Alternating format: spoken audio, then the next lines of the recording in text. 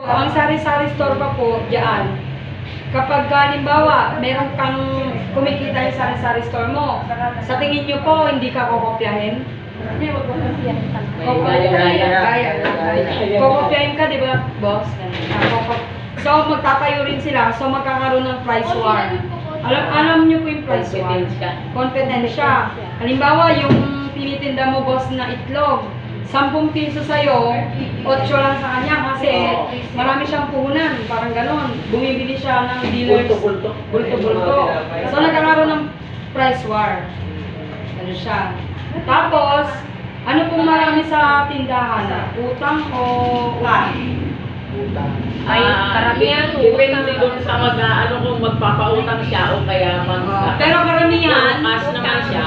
Utang. O mamaya na lang. Kasi minsan, kahit ayaw mo magpautang, ang sinasabi dyan ng mga tao, magsara ka na.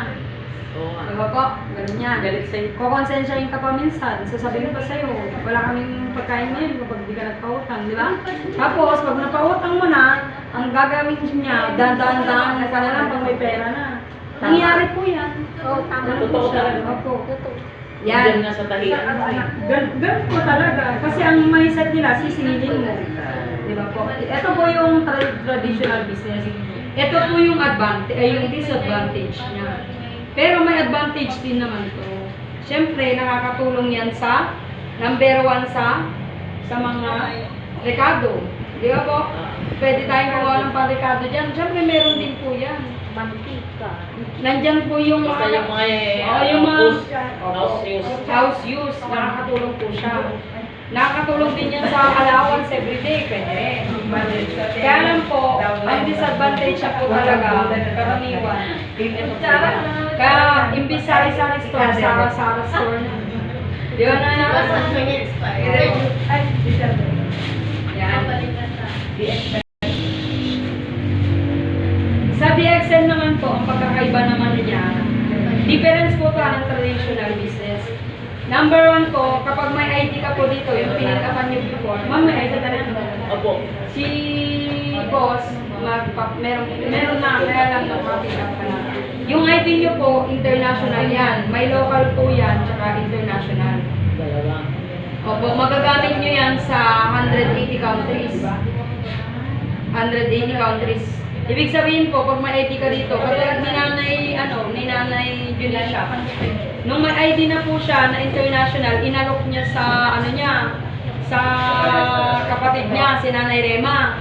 So, si Nanay Rema naman, sa Canada, ang ginawa niya naman po, dahil natulungan yung health niya, ang ginawa niya po, may pinamember din siya sa Canada. So, si Nanay, hindi niya nakakilala yun. Kumbaga na, ganito. Diba si Nanay, merong siyang kakilala, kapatid niya. Umayos yung health niya, natulungan. So, ang nangyari, si Nanay Junisha, hindi niya nakakilala yung kakilala ni Nanay Rema. Si Nanay Rema naman, pinamember naman niya yung kakilala niya sa Canada. Ang pumapasok na pera kay Nanay Junisha is, dollar. So, ang lagay po, hindi mo nakakilala. Pero may kita ka sa kanya. Ganun kalita po yung business natin. Tsaka, ang maganda po, hindi ikaw yung kumausap, hindi siya yung kumausap. Si Nanay Rema.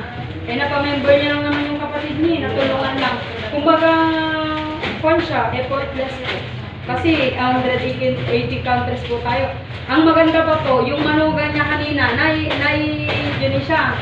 Yung manugang mo, nasa Laguna.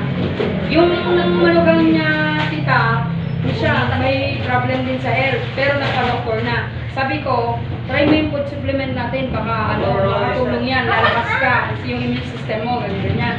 Pag natulungan yun sa tingin mo, hindi yun Siyempre, gusto niya discounted, di ba? Yes, discounted din siya. Ngayon, yung